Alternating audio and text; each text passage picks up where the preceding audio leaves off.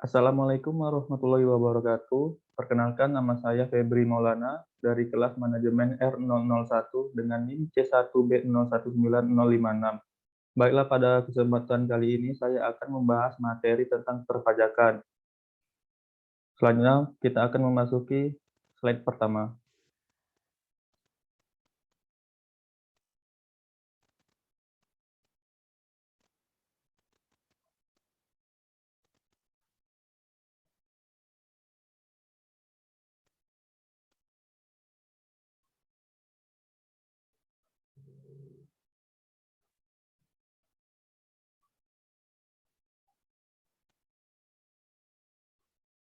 Pengertian hukum pajak. Hukum pajak adalah yang bersifat publik dalam mengatur hubungan negara dan orang atau badan hukum yang wajib untuk membayar pajak. Selain itu, hukum pajak diartikan sebagai keseluruhan dari peraturan-peraturan yang mencakup tentang kewenangan pemerintah untuk mengambil kekayaan seseorang dan menyerahkan kembali kepada masyarakat melalui uang kas negara. Hukum pajak adalah sekumpulan peraturan yang mengatur hak dan kewajiban serta hubungan antara wajib pajak dan pemerintah selaku pemungut pajak. Pemerintah dalam hal ini diwakilkan oleh Direktorat Jenderal Pajak yang berwenang mengambil kekayaan seseorang dalam bentuk pembayaran pajak. Hukum pajak juga merupakan bagian dari hukum publik, karena hukum pajak mengatur hubungan antara pemerintah dengan wajib pajak. Baiklah, slide berikutnya adalah alasan pemerintah memungut pajak. Pajak merupakan iuran wajib yang dibayar rakyat tanpa kontraprestasi secara langsung dan akan digunakan untuk kepentingan pemerintah dan masyarakat umum, menurut Mardiasmo 2011.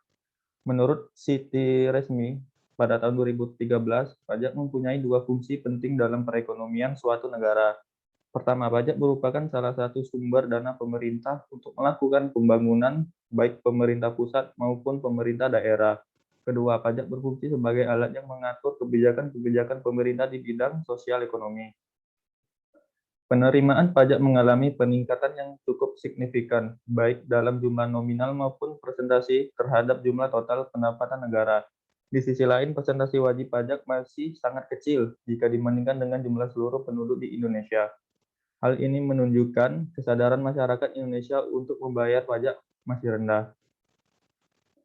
Baiklah, selanjutnya slide berikutnya membahas tentang dasar hukum perpajakan di Indonesia. Di sini ada beberapa dasar hukumnya, yaitu satu, Undang-Undang Ketentuan Umum dan Tata Cara Perpajakan yang diatur dalam UU Nomor 6 Tahun 1983 dan yang ditetapkan oleh UU Nomor 16 Tahun 2000. Selanjutnya nomor 2 yaitu Undang-Undang Pajak Penghasilan atau PPh yang diatur dalam Undang-Undang Nomor 7 pada tahun 1983 dan diatur oleh Undang-Undang Nomor 17 Tahun 2000. Selanjutnya slide nomor 3, Undang-Undang Pajak Pertambahan Nilai dan Pajak Penjualan yang diatur oleh Undang-Undang Nomor 8 pada tahun 1983 dan diganti menjadi Undang-Undang Nomor 18 pada tahun 2000. Undang-Undang Penagihan Pajak dan Surat Paksa yang diatur dalam Undang-Undang Nomor 19 pada tahun 1997 dan diganti menjadi Undang-Undang Nomor 19 tahun 2000. Selanjutnya nomor 5 yaitu Undang-Undang Pengadilan Pajak yang diatur dalam Undang-Undang Nomor 14 pada tahun 2000. Slide berikutnya yaitu manfaat uang pajak. Baiklah, di sini ada fungsi anggaran sebagai fungsi pajak reguleran, fungsi stabilitas, dan fungsi retribusi pendapatan. Untuk fungsi anggaran, yaitu pajak dijadikan alat untuk memasukkan dana secara optimal ke kas negara berdasarkan undang-undang perpajakan yang berlaku, sehingga pajak di seluruh konteks pengeluaran yang berkaitan dengan proses pemerintahan. Pajak digunakan untuk pembiayaan rutin seperti belanja pegawai, belanja barang, pemeliharaan, dan lainnya. Untuk pembiayaan pembangunan, uang yang dikeluarkan dari tabungan pemerintah yaitu penerimaan dalam negeri yang dikurangi pengeluaran rutin. Tabungan pemerintah tersebut ditingkatkan terus dari tahun ke tahun sesuai kebutuhan pembiayaan pembangunan yang semakin meningkat. Yang kedua yaitu fungsi pajak sebagai reguler, yaitu digunakan pemerintah sebagai alat untuk mencapai tujuan tertentu dan pelengkap dari fungsi anggaran. Pemerintah dapat mengatur pertumbuhan ekonomi melalui pajak, contohnya dalam rangka penanaman modal, baik dalam negeri maupun luar negeri. Diberikan berbagai macam fasilitas keringanan pajak dalam rangka melindungi produksi dalam negeri. Pemerintah menetapkan bea masuk yang tinggi untuk produk luar negeri. Selanjutnya yaitu fungsi stabilitas, yaitu pajak memiliki dana untuk menjalankan kebijakan yang terkait dengan harga sehingga inflasi dapat dikendalikan. Hal tersebut dapat dilakukan dengan jalan mengatur peredaran uang di masyarakat, pemungutan pajak, penggunaan pajak yang efektif dan efisien. Selanjutnya yaitu fungsi retribusi pendapatan, yaitu pajak yang digunakan untuk membiayai semua kepentingan umum, termasuk untuk membiayai pembangunan sehingga dapat membuka peluang kerja, sehingga dapat meningkatkan pendapatan masyarakat. Baiklah kita lanjut ke slide berikutnya, yaitu ada teori pemungutan pajak, terdiri dari teori asuransi, teori kepentingan, teori gaya pikul, teori daya beli, dan teori bakti. Kita akan jelaskan dari teori asuransi. Teori asuransi. Menurut teori asuransi, pembayaran pajak diibaratkan seperti membayar premi dan perusahaan asuransi dengan harapan mendapatkan perlindungan dari kejadian tidak terduga di masa yang akan datang. Premi asuransi harus dibayarkan oleh setiap peserta asuransi. Dana tersebut kemudian akan digunakan untuk menjamin kehidupan setiap peserta asuransi yang mengalami kejadian tidak terduga yang bisa mengganggu keuangan pribadi. Dengan logika yang sama, seperti itulah teori asuransi. Masyarakat membayar premi sama dengan masyarakat yang membayar pajak untuk subsidi, keamanan, dan lain sebagainya. Selanjutnya ada teori kepentingan. Dalam teori kepentingan, ibarat dua belah pihak yang saling membutuhkan dan saling menguntungkan. Negara harus melindungi harta dan jiwa masyarakat agar kepentingannya bisa terlaksana dengan baik. Untuk melakukan itu, semua pastinya diperlukan biaya yang cukup banyak. Biaya yang cukup banyak tersebut dibebankan kepada masyarakat. Biaya yang dikeluarkan masyarakat itu sama dengan masyarakat yang membayar pajak. Selanjutnya itu teori gaya pikul. Dalam teori gaya pikul, pajak yang harus dibayarkan oleh masyarakat harus sesuai gaya pikul dan ukuran yang sesuai dengan pengeluaran dan penghasilan. Baik perorangan ataupun sebuah badan usaha, gaya pikul yang digunakan untuk membayar pajak akan muncul apabila kebutuhan primer dari individu sudah terpenuhi. Jika individu masih memiliki penghasilan di bawah PTKP penghasilan tidak kena pajak, maka belum memiliki gaya pikul. Kemudian ada teori daya beli. Teori daya beli ini sangat erat berkaitan dengan kemampuan masyarakat saat melakukan transaksi jual beli.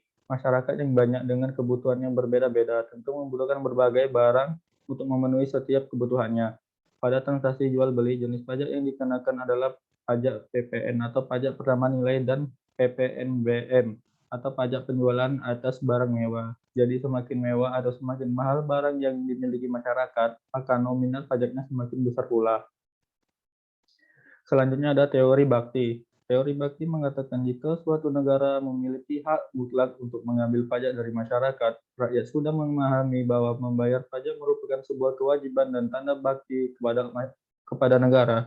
Hal tersebut dilakukan agar sistem pemerintah negara bisa terus berjalan dengan baik. Rakyat sudah mulai mengenali bahwa uang pajak yang dibayarkan akan dikelola pemerintah untuk banyak hal, seperti membangun infrastruktur. Kemudian kita lanjut ke slide berikutnya, yaitu ada azas pemungutan pajak.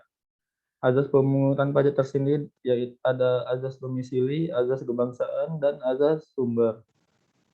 Baiklah, azas domisili. Azas domisili berarti negara dapat menarik pajak sesuai tempat tinggal. Istilah domisili merujuk pada tempat tinggal wajib pajak orang pribadi, juga tempat domisili wajib pajak suatu badan atas penghasilan yang telah diterima wajib pajak.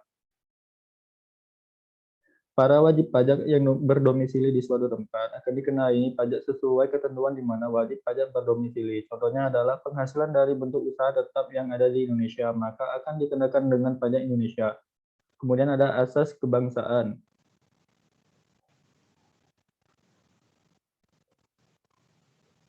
Asas kebangsaan adalah yang menjadi landasannya status kewarganegaraan dari badan usaha atau orang yang mendapatkan penghasilan. Hampir sama dengan asas domisili karena negara dapat memberikan pajak dengan status wajib pajak kewarganegaraan. Kemudian ada asas sumber.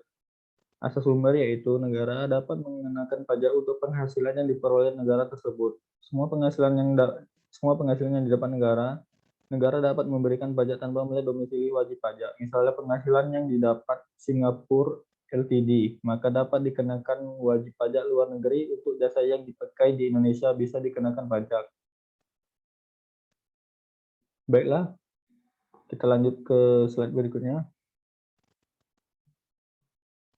Kesimpulan dari materi kali ini adalah pajak merupakan sumber utama penerimaan negara. Tanpa pajak, sebagian besar kegiatan negara sulit untuk dilaksanakan.